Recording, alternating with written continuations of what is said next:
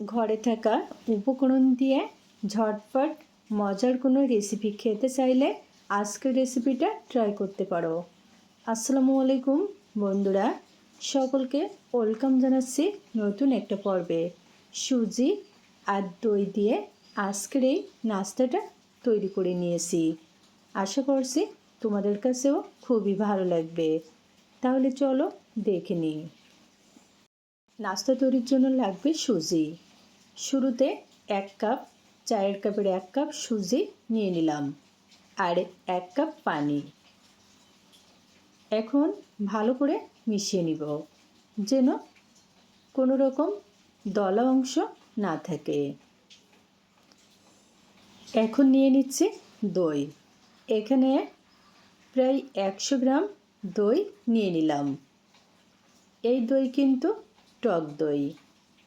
টক দই আর সুজি দিয়ে এত মজার একটা রেসিপি তৈরি করা যায়, তোমরা একবার তৈরি করে দেখলে বুঝতে পারবে।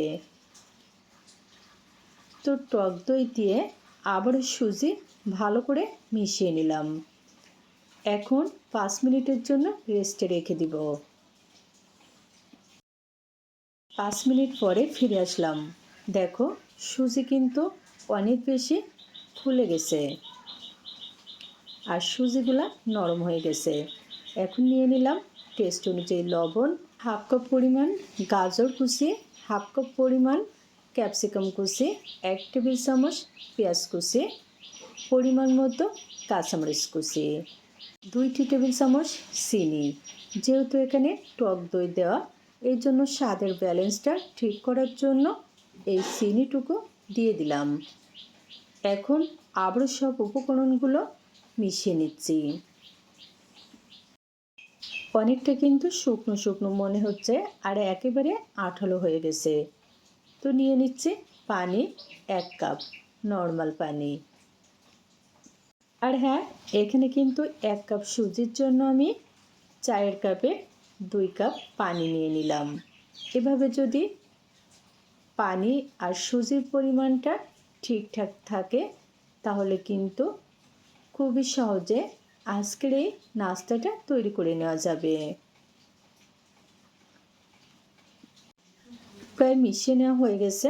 তো একেবারে শেষ পর্যায়ে নিয়ে নিচ্ছি 1 টেবিল চামচ সাদা তিল, 1/2 টেবিল চামচ মিষ্টি জিরা।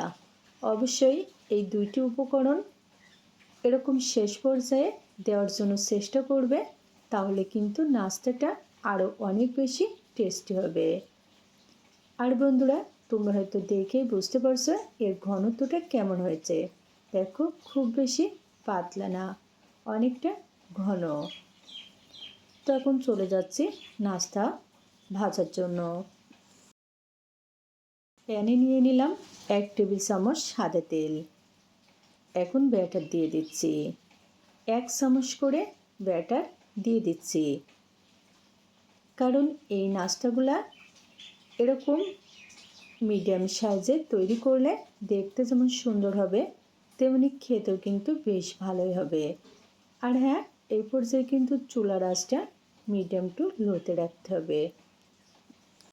একটা ঢাকনা দিয়ে 3 মিনিটের জন্য ঢেকে দিচ্ছি। ঠিক 3 মিনিট পরে ঢাকনা তুলে নিলাম। উপরটা শুকিয়ে এসেছে। এখন উল্টে নিচ্ছি। এরকম করে কয়েকবার উল্টে পাল্টে ভেজে নিব।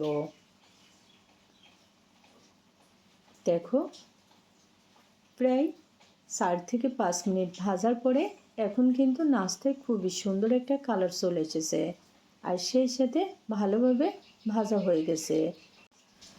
তো এখন তুলে নিচ্ছি। আজকে কিন্তু খুবই সহজভাবে তোমাদের সাথে মজার একটা রেসিপি শেয়ার করলাম। যদি ভালো লাগে ট্রাই করে দেখবে। আজকে আর নয়, অন্য কোনো দিন দেখা হবে মজার কোনো রেসিপি নিয়ে। খোদা হাফেজ।